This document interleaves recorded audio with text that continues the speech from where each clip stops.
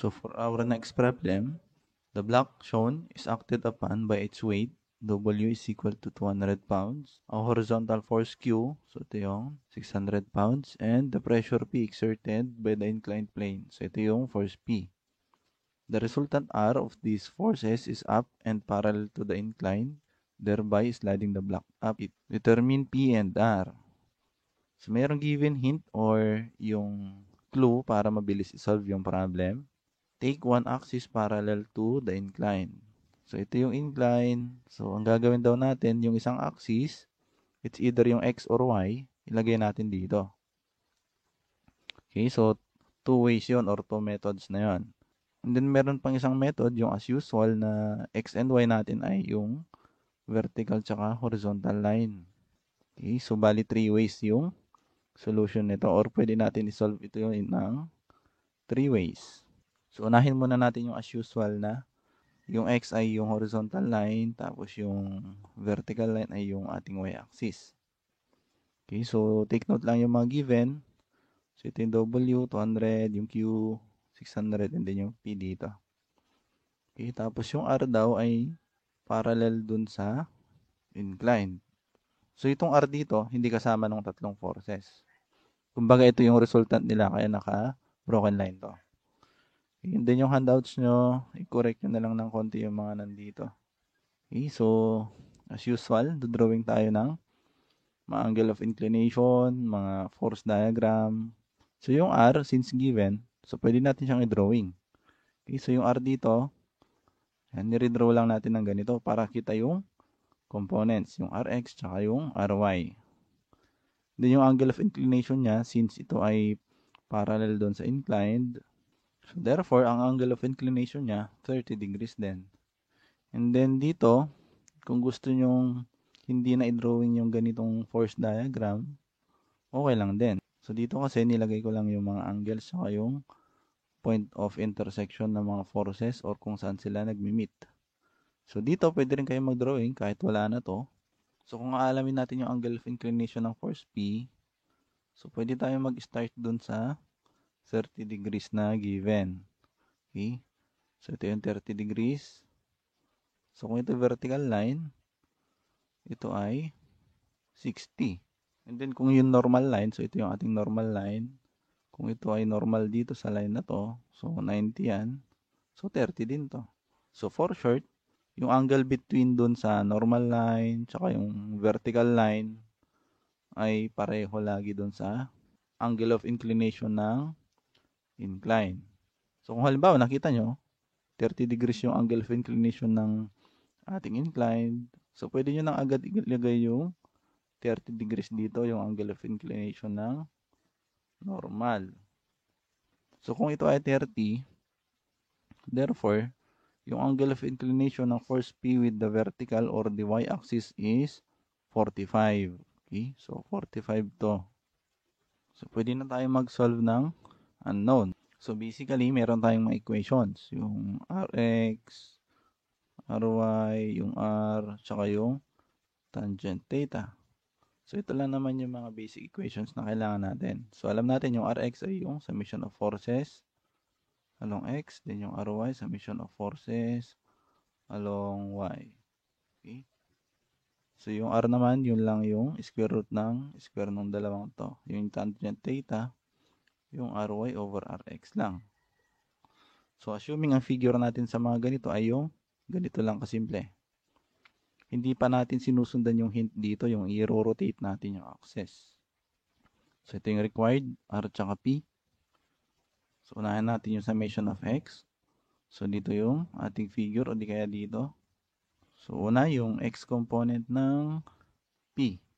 So, since to the left yon, to the left, so negative P cosine 45 degrees. Okay, so alam natin to 45, so 45 din to. Okay, so the next X component or next force is only force Q plus, so 600 pounds yung ating Q. And so equal to, then we can replace Rx in terms of R. Okay, so given this figure, so yung Rx masasolve natin, R cosine theta or cosine 30 degrees. So, r cosine 30 degrees. So, dito, kumbaga, ginagamit natin yung basic na equations na alam natin para i-relate yung mga given dun sa mga unknown. Okay, so, yun yung basic pagsasolve ng problem. Then, here, we can solve either P or R. So, let us solve for, say, R na lang. So, pwede rin i-solve yung P. So, R is equal to, ito, divide nyo lang dito. Or divide both side by cosine 30. So, mas maganda pagpalitin na rin natin to ng lugar. So, 60 or 600 minus P sine 45. So, mas convenient kasi pag ganito yung ating equations over cosine 30 degrees. And then, ito, kahit hindi nyo na-simplify or kung gusto nyo i-simplify, okay lang din. Then, ito, ganun din. Pwede nyo rin i-divide. So, say this is equation 1. So, this is summation of forces along x. Then, next, summation of forces along y. Okay? So, again, that is ry also.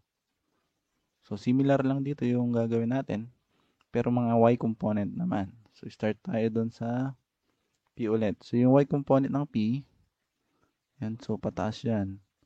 Yan. So, pwede rin i-resolve dito. Okay? So, pataas yung y component niya. Okay? So, that is positive. P sine or cosine. Pwede. Pareho lang yan. So, sine of 45 degrees. Okay? So, next, we have W.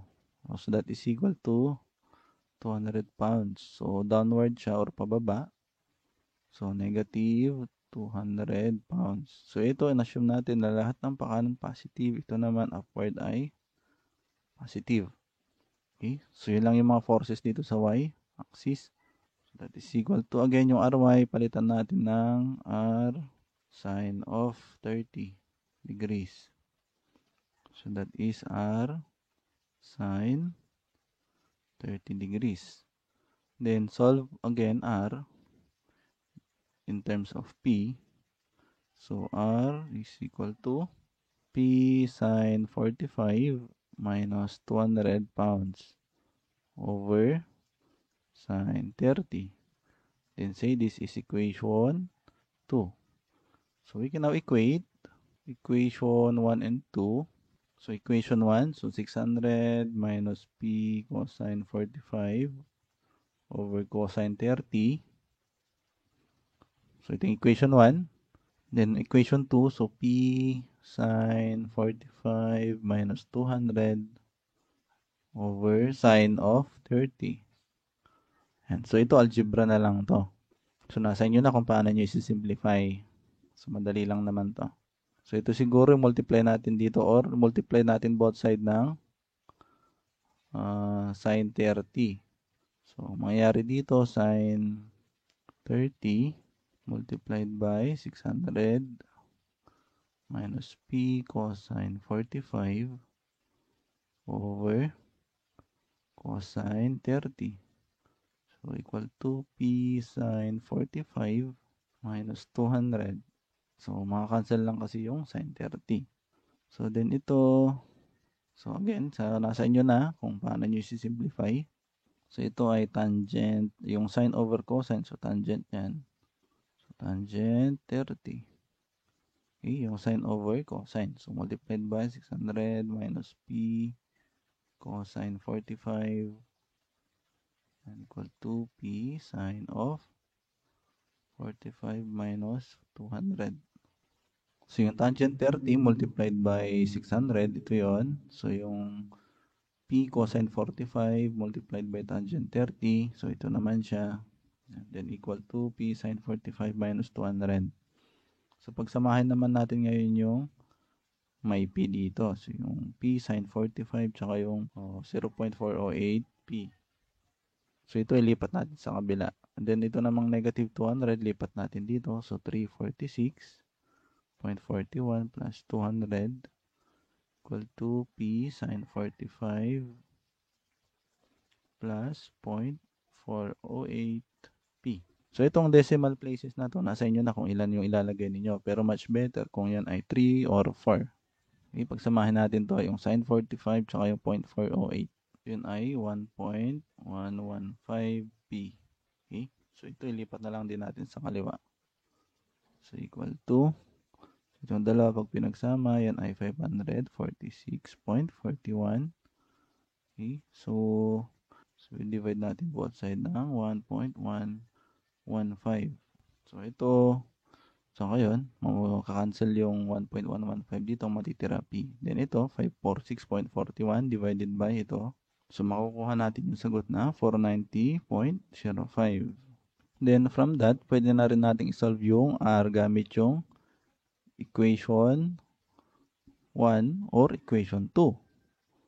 So from equation 1, solve for R.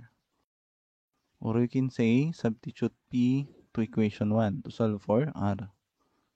So that R is equal to 600 minus P. Yung P natin, 490.05 multiplied by cosine of 45 over cosine 30. So ang sagot natin dyan ay 292.69 pounds. Yung mga unit, kung gusto nyong ilagay, like for example, yung 600 pounds, okay, yung weight na 200 pounds. Yung sagot dito, kung napapansin niyo medyo different doon sa sagot na nakalagay doon sa taas.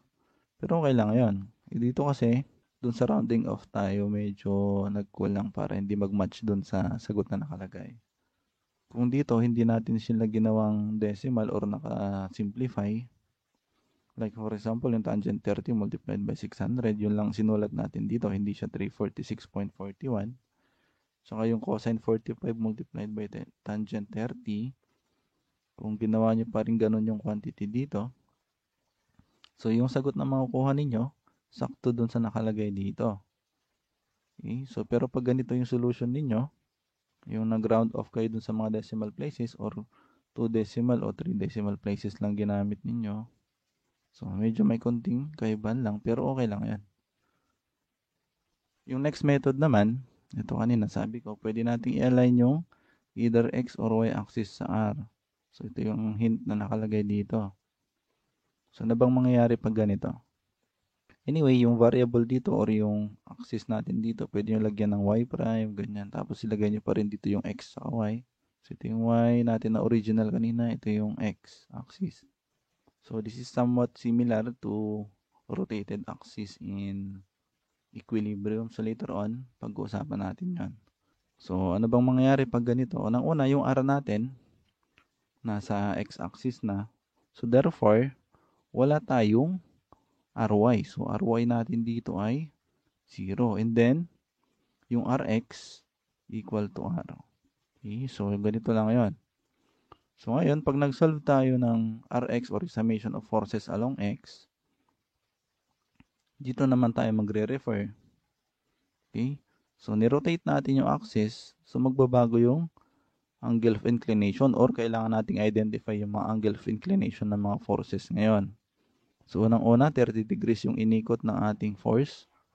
So unang-una, 30 degrees yung inikot ng ating axis kasi ito yung original kanina.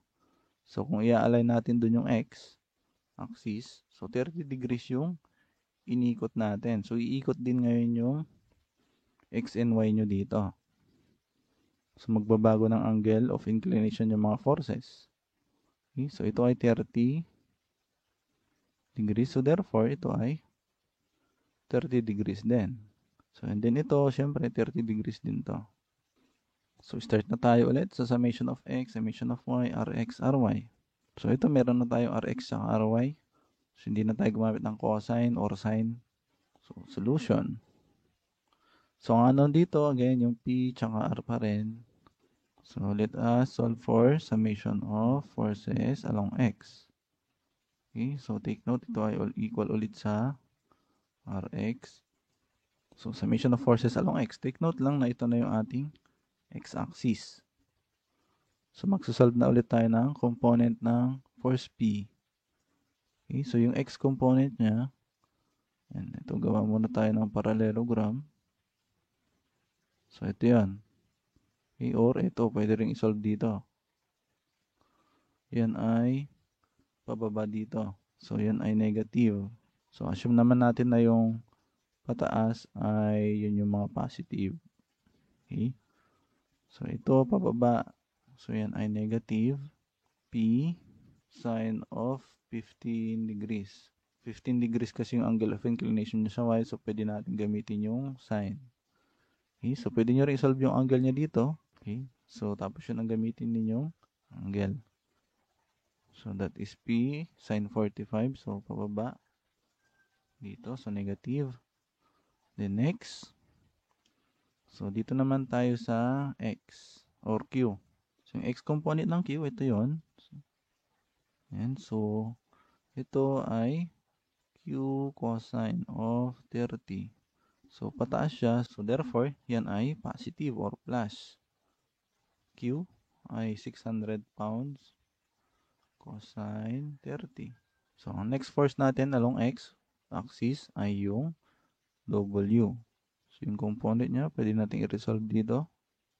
So, ito ay pababa. So, therefore, yan ay minus W sine of 30. So, ito yun. Then, that is equal to yung Rx. So, yung Rx, alam natin, equal lang yan sa R.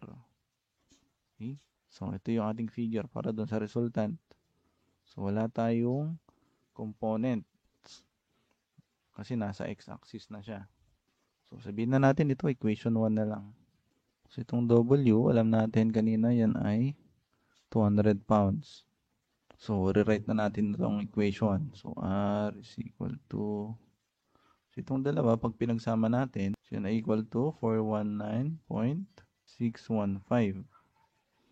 No, itong mga units natin naka-pounds. So, pwede nyo ilagay dito, pounds. Then, minus P sine of 15 degrees. So, say this is equation 1. Next, for summation of forces along Y. So, alam natin, equal yan sa Ry. So, which is equal to 0. So, 0 to. Yan. So, mas maiksi ng konti yung solution natin dito. So, summation of forces along Y. Again, dun tayo sa P. So, yung Y pataas. So, positive yon. So, P cosine of 15 degrees. The next, force Q. So, yung Q natin, so, ito siya. Or pwede rin i-resolve sa kabila dito. So, pababa. So, ang assumption natin dito ay ulit yung pataas, yun ay yung mga positive. Yun yung ating Q na 600, so yan ay negative. So, 600 multiplied by sine of 30. Then, lastly, yung W, yung component niya. So, pababa. So, dito, so minus W, or yung ating 200 cosine of 30 degrees. Okay, so yung ating Ry, again, yan ay 0. So, equal to 0. So, dito, kung makikita ninyo, masosolve natin agad-agad yung P. Ito yung actually advantage ng yung rotated axis na method. So, meron kayong agad-agad na masosolve. So, kung ito yung una nating sinulat, masosolve na natin agad-agad yung P. Tapos, substitute na lang dito. Okay, solve na natin yung P. So, kung ito, pagsasamahin natin, tapos lipat natin sa kabila, so magiging positive na yon, 473.25. Then, divide na lang both side by cosine 15 para masolve yung P. So, that is 489.9 pounds. So, from equation 1, we can now solve for R. So, that is equal to 292.82 pounds. So, ito mga sagot natin, sakto doon sa mga given answers. 489.9, saka yung 292.